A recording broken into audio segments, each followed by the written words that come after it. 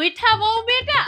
હા સાસુમાં મસ્ત નીંદર આવી. પણ વહુ બેટા મને ને તાર સસરાને સવારમાં 6 વાગ્યામાં ચા પીવાની ટેવ છે.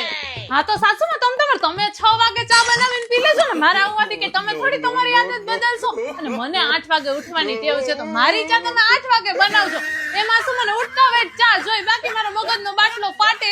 ઘરે તો એકવાર મેં ગ્લાસ ફોડી નાખ્યો તો, પણ અહીંયા તો એવું ન કરે ને સાસુમાં.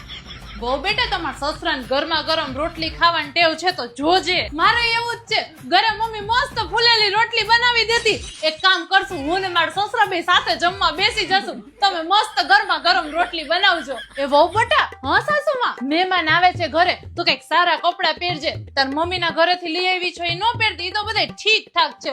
અરે સાસુમાં એટલે જ બધા કપડા ઘરેણા ની તો બધું મેં મારી મમ્મીના ઘરે પાછું મોકલી દીધું. હે આ ડ્રેસ જો તો મારા દીકરાને પૈસાનો જ છે.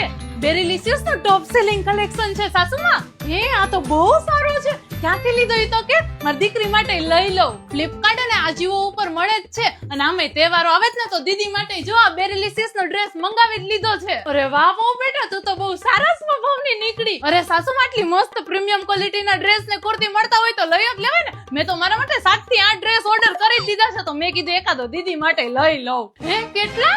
એમ કઈ હોય સાસુમાં? હું તો આ ઘરની વહુરાણી કહેવાવ ને, નીચું ન પડવા દઉં હો કઈ સાસુમાં.